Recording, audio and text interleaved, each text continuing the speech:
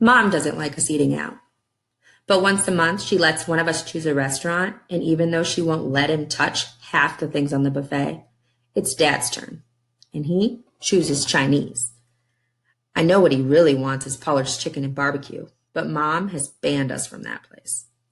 In the Golden Dragon, Mom's still frowning at JB for messing up my hair.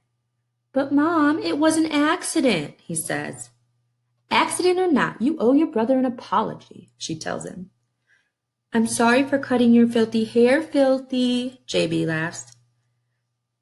Not so funny now, is it? I say, my knuckles digging into his scalp, till Dad saves him from the noogie with one of his lame jokes. Why can't you play sports in the jungle? He asks.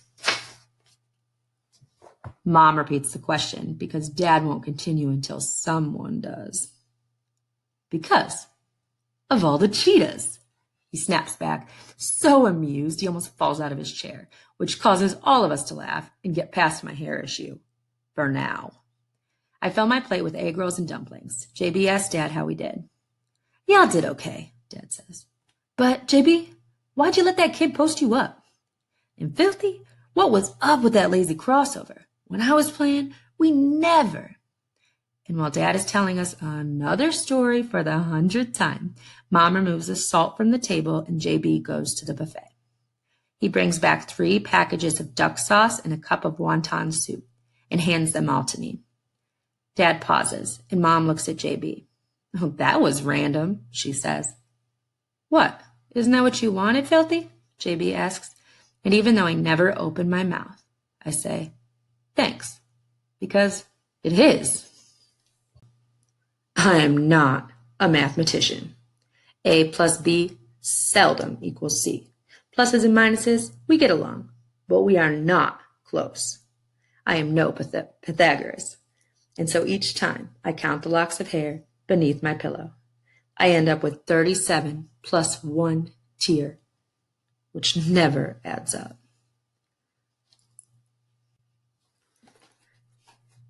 The inside of Mom and Dad's bedroom closet is off limits. So every time JB asks me to go in there to look through Dad's stuff, I say no. But today, when I ask Mom for a box to put my dreadlocks in, she tells me to take one of her Sunday hat boxes from the top shelf of her closet. Next to our purple hat box is Dad's small silver safety box with the key in the lock and practically begging me to open it. Okay, think about what figurative language that is. If the box has a key in it and they're saying the box is begging me to open it. Jot that down if you know what it is. So I do, when unexpectedly, what are you doing, Filthy? Standing in the doorway is JB with a look that says, busted. Filthy, you still giving me the silent treatment? I really am sorry about your hair, man. I owe you, Filthy, so I'm going to cut the grass for the rest of the year and pick up the leaves and I'll wash the cars and I'll even wash your hair. Oh, you got jokes, huh? I say, then grab him and give him another noogie. So what are you doing in here, Filthy? Nothing. Mom said I could use her hat box. That doesn't look like a hat box, Filthy.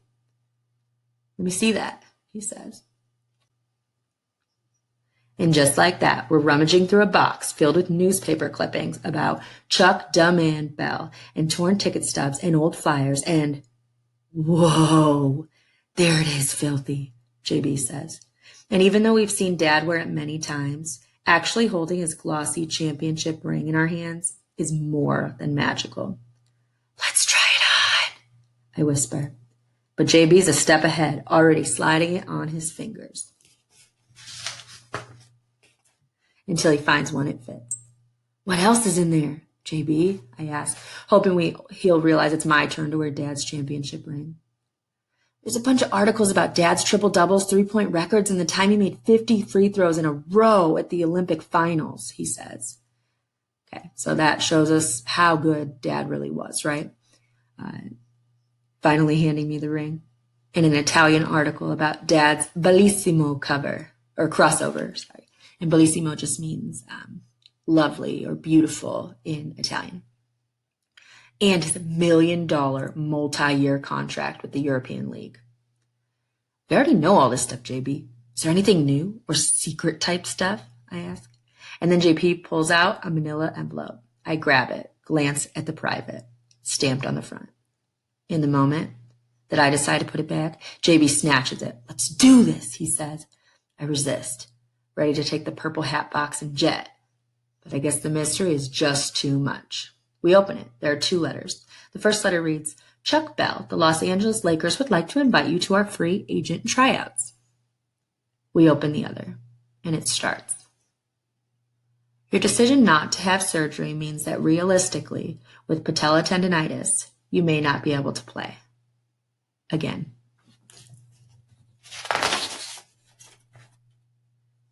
Patella tendinitis. The condition that arises when the muscle that connects the kneecap to the shin bone becomes irritated due to overuse, especially from jumping activities. As in, on the top shelf of Mom and Dad's closet in a silver safety box, JB and I discovered that my dad has jumper's knee, aka patella tendinitis.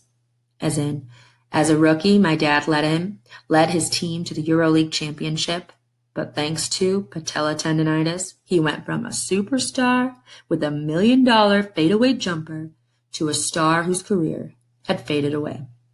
As in, I wonder why my dad never had surgery on his patella tendinitis.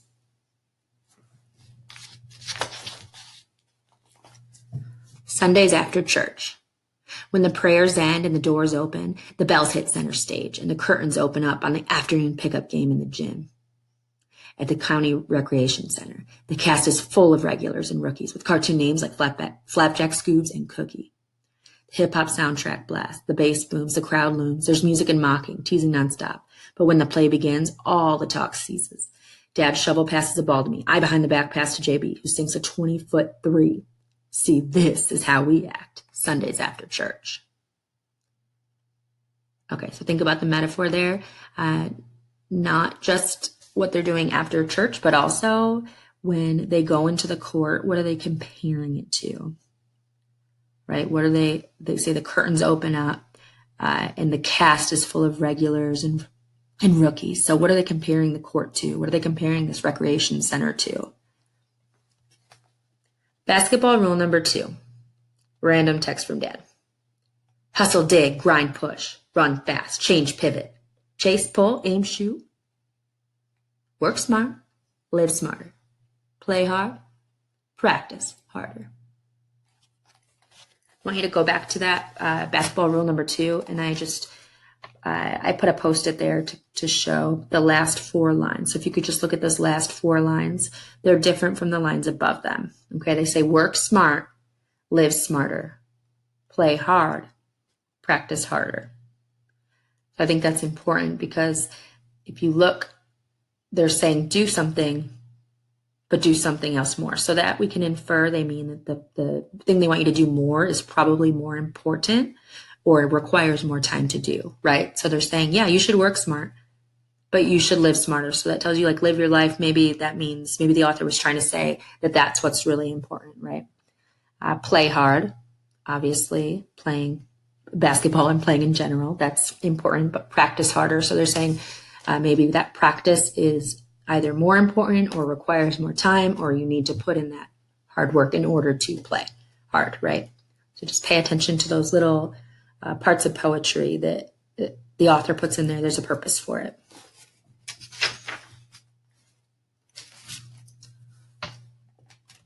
Girls. I walk into the lunchroom with JB. Heads turn. I'm not bald like JB, but my hair's close enough so that people sprinting past us do double takes. Finally, after we sit at our table, the questions come. Why'd you cut your hair, filthy? How can we tell who's who? JB answers, I'm the cool one who makes free throws. And I holler, I'm the one who can dunk. We both get laughs. Some girl who we've never seen before in tight jeans and pink Reeboks comes up to the table. JB's eyes are ocean wide, his mouth swimming on the floor. His clownish grin, embarrassing. So when she says, is it true that twins know what each other are thinking? I tell her, you don't have to be his twin to know what he's thinking. While Bonnie and JB debate whether the new girl is a knockout or just beautiful, a hottie or a cutie, a layup or a dunk, I finish my vocabulary homework and my brother's vocabulary homework, which I don't mind since English is my favorite subject. And he did do the dishes for me last week. But it's hard to concentrate in the lunchroom with the girls' step team practicing in one corner, a rap group performing in the other, and Bonnie and JB waxing poetic about love and basketball. So when they ask, "What do you think, Filthy?" I tell them, "She's pulchritudinous." Pulchritudinous. Adjective. Having great physical beauty and appeal. As in, every guy in the lunchroom is trying to flirt with the new girl because she's so pulchritudinous. As in, I've never had a girlfriend, but if I did, you better believe she'd be pulchritudinous. As in, wait a minute. Why is the pulchritudinous new girl now talking to my brother? Practice. Coach reads to us from The Art of War. A winning strategy is not about planning, he says. It's about quick responses to changing conditions. Then he has us do footwork drills followed by 40 wind sprints from the baseline to half court. The winner doesn't have to practice today, Coach says. And Bonnie blasts off like Apollo 17, his long legs giving him an edge. But I'm the quickest guy on the team. So on the last lap, I run hard, take the lead by a foot. And even though I don't plan it, I let him win. And I get ready to practice harder. Walking home. Hey, JB, you think we can win the county championship this year? I don't know, man. Hey, JB, why do you think Dad never had knee surgery? Man, I don't know. Hey, JB, why can't Daddy... Look, Filthy, we'll win if you stop missing free throws. Nobody likes doctors, and Dad can't eat foods with too much salt because Mom told him he can't. Any more questions? Yeah, one more. You want to play to 21 when we get home? Sure. You got $10? He asks. Man to man. In the driveway. I'm shaking and baking. You don't want none of this, I say. I'm about to take it to the hole. Keep your eyes on the ball. I'd hate to see you fall. You should have gone with your girlfriend to the mall. Just play ball, JB shouts. Okay, but watch out, my brother, Tar Heel lover. I'm about to go undercover. Then bring it, he says. And I do, all the way to the top, so smooth I make him drop. So nasty, the floor should be mine. But before I can shoot, Mom makes a stop. Josh, come clean your room. After dinner, Dad takes us to the rec to practice shooting free throws, with one hand while he stands 2 feet in front of us, waving frantically in our faces. It will teach you focus, he reminds us. 3 players from the local college recognize Dad and ask him for autographs. For our parents. Dad chuckles along with them. JB ignores them. I challenge them. It won't be so funny when we shut you amateurs down, will it? I say. Oh, this young boy got hops like his old man, the tallest one says. Talk is cheap, Dad says. If y'all want to run, let's do this. First one to 11. The tall one asks Dad if he needs crutches, then chucks the ball to me, and the game begins. Right after JB screams. Loser pays $20. After we win, I see the pink Reeboks-wearing girl shooting baskets on the other court. She plays ball, too? JB walks over to her, and I can tell he likes her, because when she goes in for a layup, he doesn't slap the ball silly like he tries to do with me. He just stands there, looking silly, smiling, on the court at the pink Reeboks-wearing girl. Dad takes us to Krispy Kreme and tells us his favorite story. Again. Didn't Mom say no more donuts? JB asked Dad. What your mother doesn't know won't hurt her, he answers, biting into his 3rd chocolate-glazed cruller. Good shooting today. We beat those boys like they stole something, he adds. Why didn't we take their money, Dad? I ask. They were kids, Filthy, just like y'all. The look on their faces after we beat them, 11-0, that was enough for me. Do you remember when you were 2 and I taught you the game? You had a bottle in one hand and a ball in the other, and your mom thought I was crazy. I was crazy. Crazy in love with my twin boys. Once you were 3, I took you to the park to shoot free throws. The guys who worked there said, this basket is 10 feet tall for older kids. And then he laughed. And I asked him if a deaf person could write music. And he said, huh? Then took out his wrench and told me, I'm going to lower the goal for y'all. We remember, Dad. And then you told us Beethoven was a famous musician who was deaf, and how many times do we have to hear the same? And Dad interrupts me. Interrupt me again and I'll start all over. Like I was saying, I handed both of you a ball, stood you between the foul line and the rim, told you to shoot. You did, and it was musical, like the opening of Beethoven's Fifth. Da da da da, da da da da. Your shots whistled like a train pulling into the station. I expected you to make it, and you did. The guy was in shock.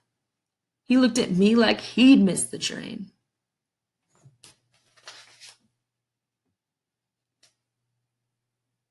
All right, we're going to stop there. And stay safe, guys. Stay healthy.